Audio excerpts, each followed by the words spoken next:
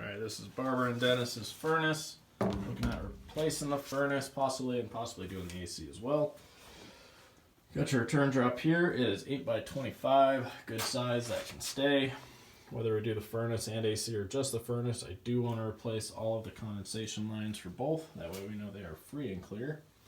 They all tie into a pipe, which goes across the floor into a floor drain.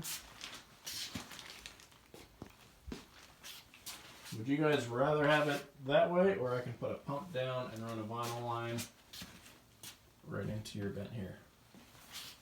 That way there's nothing on the floor. That's up to you. Hurt anything in going in there? Nope. When That's your water softener cleans itself, that's where yeah. all of its water goes. Every 2 weeks it recirculates. So that would work if you wanted to kind of clear up the floor space here. Yeah, I don't think we need this on the floor here. Okay, so we're going to do a condensation pump.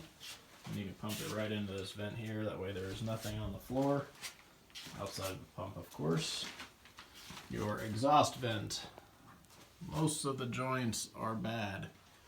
So would prefer, because this one's a little questionable, to cut it off up there, but I do realize that might be a very, very tough cut to make. So if you can't, just cut it off somewhere in this one section so we can replace all the joints going down, because they are all leaking. Gas line looks good. Let's add a drip leg, test the shut off, make sure it's still good. Redo all the gas line coming in. Your fresh air intake for the furnace is just stubbed out. Your fresh air for the room is right above the water heater. Filter rack, not the easiest one to get to, it looks like. Let me try and figure out a way to make that a bit easier for them.